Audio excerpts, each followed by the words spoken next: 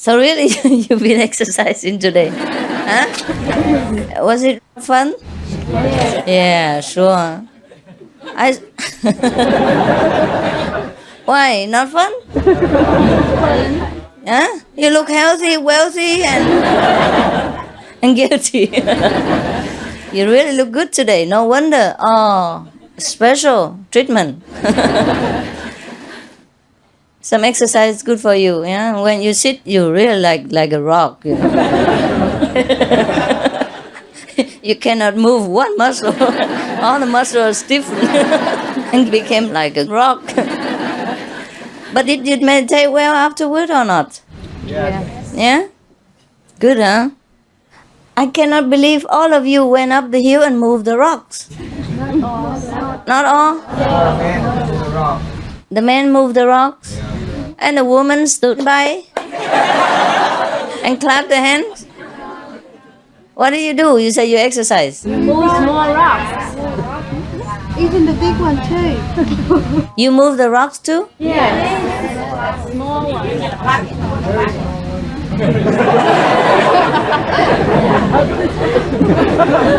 What? You arrange them, right? The boys move them from the trucks, and you arrange them into place. Is that right? Yes. So all of you fit in that tiny garden? Not all. Not all. Oh, what else did you do? Plant grass. Plant grass? Flowers. Flowers? Uh-huh. You can water, the things here? Old woman and that. You can just water, huh? One at a time. Have fun. So now, I think you never want to come back again. That to be good for both of us. Huh? I get rid of you and you get rid of your illusion about what it's like to be in master presence. Huh? Well, you have to be master of everything, Master of physics, master of art, and master of your own mind. Yeah? So here is a training center. If you want to come back, we train again. There's so many aspects you have not been trained yet. Huh? So don't have an illusion that a practitioner will sit in the lotus position like this and then recite mantra all day long. Om or mu, whatever. We are a working group. Yeah? We meditate, but we work. See? We use both physical and spiritual strength to beautify our life and to beautify wherever we go, whether it's hell, whether it's earth, whether it's heaven. We make all into heaven. That is our job. That's the way we have to be. I think that's the way of a saint. Yeah, there's no other saint. Because a saint who is useless is a useless saint. Wow, you took all my storeroom. Only I say only a few people. All right. That is mine, that's mine, that belongs to him. Anyhow, all things belong to you. I'll give here the basket. Those who leave tomorrow, come here. Yeah, put it here, up here. Okay. Come here and take some symbolic gift. Because you have a lot more in the kitchen, Okay, Korea? Up there. He laid out his life for cakes.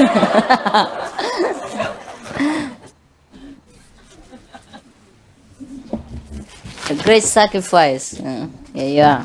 There are more in the kitchen. If you need more for kids or family, be welcome. Take some. Here. My hands are very small. God made it on purpose. Because He knows I have too many disciples. So if my hands are big, I'm done.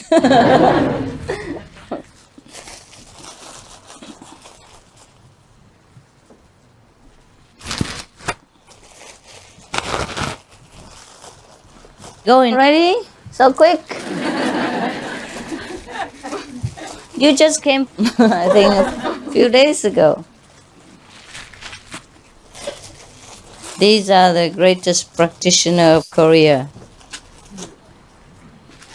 You know, the Korean monks, they're very serious, huh? Monks and nuns, you know, monks and nuns also.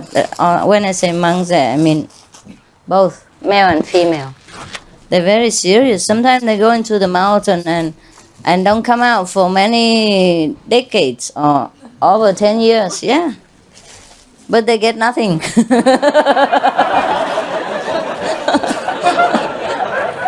Only rocks and roll. And rolling in the rocks. Until they met the so-called Supreme Master Ching Hai, and then they don't need to stay there, but they get everything. That's what they told me. So you see, huh? Effort combined with wisdom, then it bears fruit. Otherwise, if you sit there like a rock, you still arrive nowhere in hundreds of years, right? And here you sit just not very long and you have fruit. Yeah, your life changed. You feel better. You are more intelligent elsewhere, not here, of course. Yeah, but everywhere else people praise you. I heard from afar. Your name spread far and wide. Oh, everybody comes and say, well, they come because of you. And sometimes the people come because of you. They come and tell me, oh, your disciples are the ones, who made me come here. I say, why? They say, because they're so happy, they're so honest, and so open, they're so wise, and so helpful, so loving, so holy, so moly. So yeah, you know what I mean? So the good disciples are the ones who make a good name. Yeah, and you are all very good, I heard. So I hope you keep up your name and become better and better each day. And that's how you repay all the masters' kindness, past, present, and futures. That's the only way. There's no other way. They don't need material support. They don't need anything. They don't need anything. They're the ones who come to give, not to take, really. So the only thing we can do is just be a good example. And so that other human beings can follow in our footsteps and have benefit for themselves. See? And then become one big family, bigger family, and then we bring heaven to earth. And that's the best thing we could do in this life or any other life. Otherwise, it's no use, really. I know so many so-called very, very earnest practitioners. They sit there in a mountain or in a cave for many, many, many long years. They eat only once a day. They wear a rag, They took the clothes that the people throw away to wear. They don't even waste anything. Or they go out in the market and collect the things that people throw away. That still can be eaten and anything they can use. That's all right. That's very fine too with me. This is very frugal. And it's very humble fine, But even then, that doesn't earn you a place in heaven. That probably will make you a king of the beggars. But not a king of heaven. So this is very funny, huh? The way to happiness and peace is very easy. Too easy that sometimes we feel it's not true. Right? We think we are dreaming. How can we have such a very good fortune to encounter, such a good way to practice?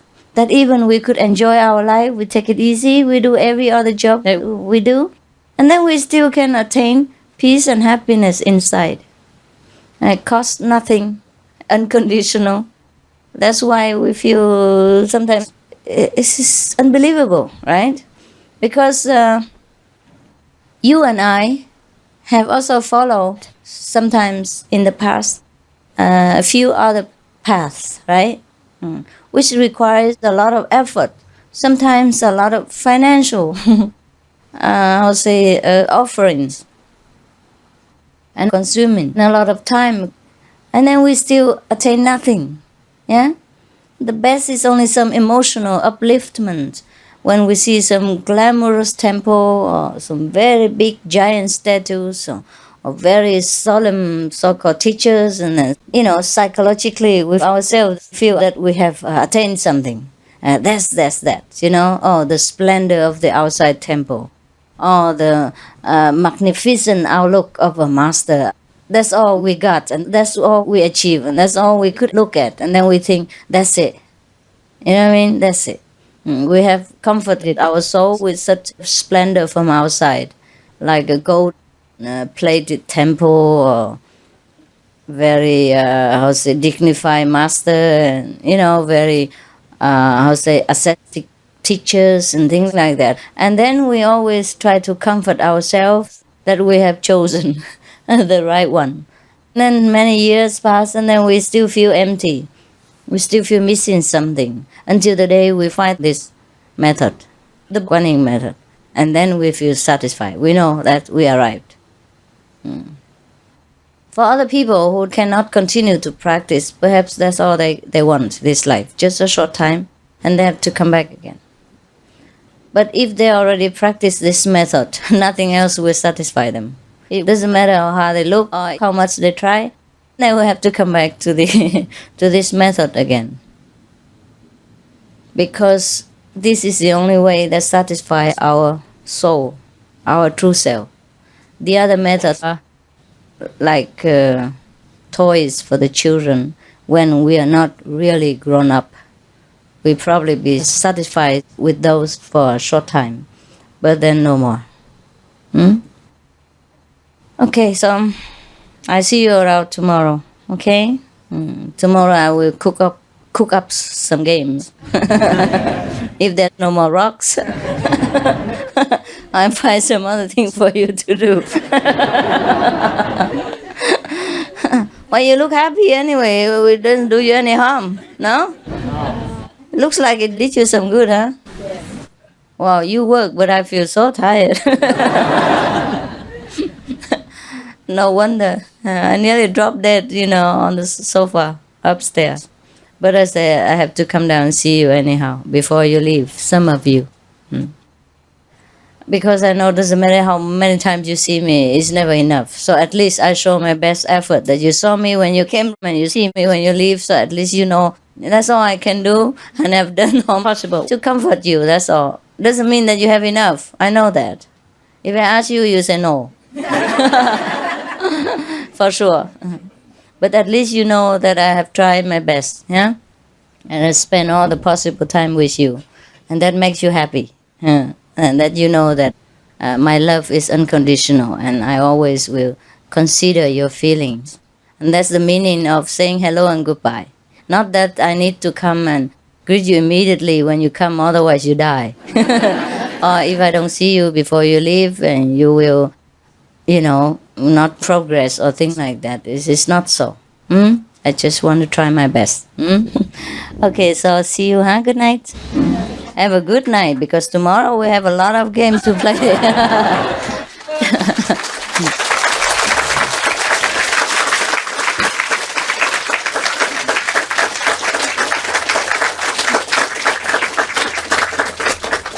I was worried that many people would come and we would not have enough places. So I told Tong to check whether you have enough places to camp. But you have enough, huh? It's funny, there's still a lot of space around. Like magic here, Like the land keeps expanding. Because it looks very small, that piece of land, no? Over 400 people. Can you believe it? Yeah? And it can stretch to 900. But I don't hope the population swells so much and so fast. Anyhow, I think no problem. Even if I stay here longer, if you stay or you come, I don't feel disturbed at all by your presence. I just feel happy that you can come and that I can have time for you. It's not like a rush into your country, because always a lot of people when I go to your places. And you never have time, really, to relax with me. Is that not so? Or to rocks and things. Okay. So enjoy, continue. Enjoy, yeah? And those who leave, remember, take me with you. Okay. Good night.